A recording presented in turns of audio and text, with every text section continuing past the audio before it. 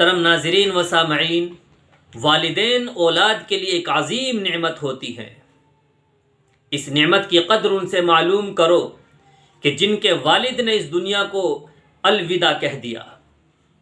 اس نعمت کی قدر ان سے معلوم کرو کہ جن کی والدہ اس دنیا سے رحلت فرما چکی، کہ جس گھر میں والدین نہ ہو اس گھر میں دل نہیں لگتا۔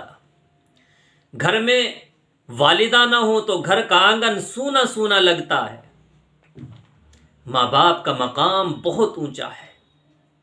جس گھر میں چاہے کہ بوڑھے ماں باپ ہی کیوں نہ ہوں، وہ بوڑھے ماں باپ اس گھر کے لیے رب کی رحمتوں کے نزول کا سبب ہوتے ہیں، گھر کی رونق ہوتے ہیں۔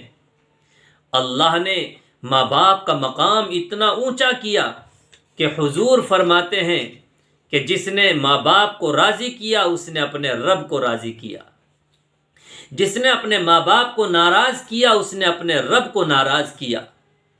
گویا ماں باپ کی رضا میں رب کی رضا ہے اور ماں باپ کی ناراضگی میں رب کی ناراضگی ہے۔ اور یہ مقام کیوں نہ ہو جبکہ تیری پیدائش کے وقت بہت صعوبتیں برداشت کی، بہت تکلیفیں سہی، بالخصوص ماں نے کہ جب تجھے جنا تو زندگی اور موت سے کھیلی، موت کو گلے لگایا، پھر تیرے آرام کی خاطر پوری رات جاگتی رہی اور تجھے سلاتی رہی، تجھے سوکھے میں سلایا اور خود گیلے میں سوتی رہی۔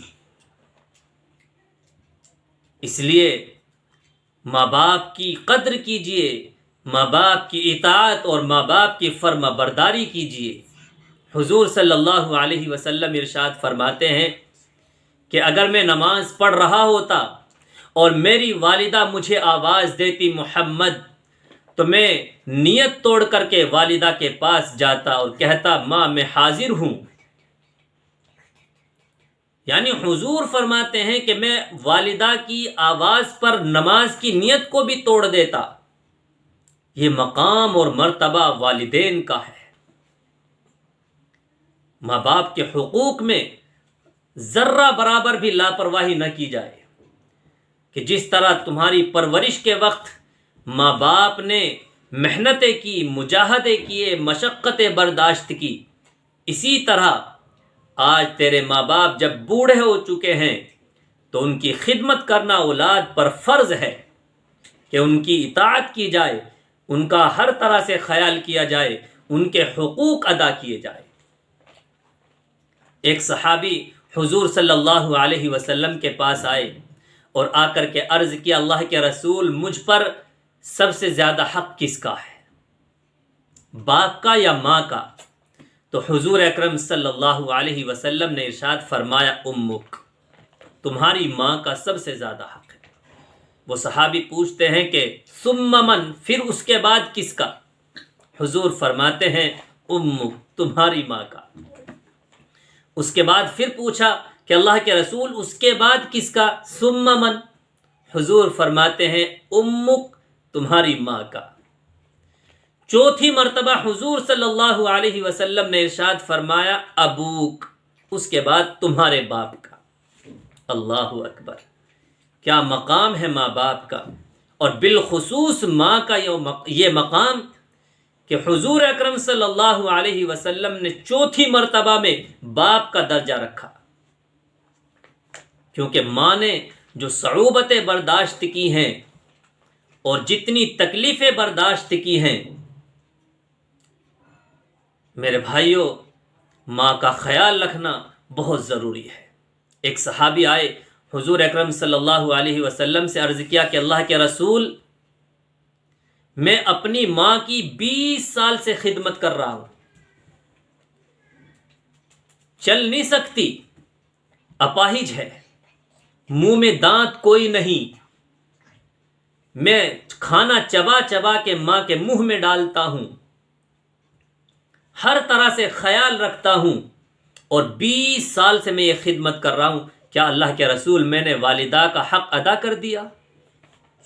حضور فرماتے کہ نہیں، کہ تو نے تو اس ایک رات کا بھی حق ادا نہیں کیا کہ جب تیری ماں تیری آرام کی خاطر پوری رات جاگتی رہی اور تجھے سلاتی رہی، تجھے سوکھے میں سلایا اور خود گیلے میں سوتی رہی، تو نے اس ایک رات کا بھی حق ادا نہیں کیا۔ فرمایا کہ اللہ کے رسول اس ایک رات کا بھی حق ادا نہیں کیا؟ فرمایا کہ نہیں، اس ایک رات کا بھی حق ادا نہیں کیا، اس معنی کر کہ جب تو اپنی ماں کی خدمت کرتا تھا تو ذہن میں موت رکھتا تھا کہ مرنے والی ہے، جتنی خدمت ہو سکے کر لو، ماں بوڑھی ہو چکی ہے، نہ جانے کب دنیا سے جانے کا وقت آ جائے، جتنی خدمت ہو سکے کر لو۔ لیکن جب تیری ماں تجھ سے محبت کرتی تھی تو تیری زندگی کی دعا کیا کرتی تھی اور کہتی تھی اللہ میرے بچے کو میری زندگی لگ جائے،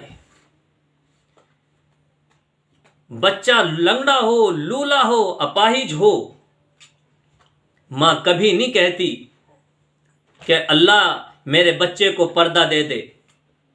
ماں بچے کے لیے دعا کرتی ہے اللہ میرے بچے کو میری زندگی لگ جائے، اللہ مجھے اٹھا لے، میرے بچے کو زندگی دے دے۔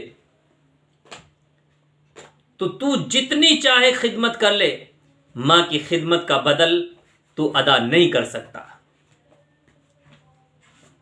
تو میرے بھائیوں، باپ کے نافرمان ہاتھ جوڑ کر اپنے باپ کو خوش کر لیں، راضی کر لیں، ماں کے نافرمان اپنے ہاتھ جوڑ کر اپنی ماں کو راضی کر لیں، خوش کر لیں۔ جس نے ماں باپ کو راضی کر لیا اس نے اپنے رب کو راضی کر لیا، جس نے ماں باپ کو ناراض کر دیا اس نے اپنے رب کو ناراض کر دیا۔ اس لیے ہمیں چاہیے کہ ہم اپنے والدین کی خوب اطاعت کریں، ان کا ہر طرح سے خیال رکھیں اور ان کی خوب اطاعت اور ان کی فرما برداری کریں۔ اللہ تعالی ہم سب کو اپنے والدین کی خوب خدمت کرنے کی توفیق عطا فرمائے۔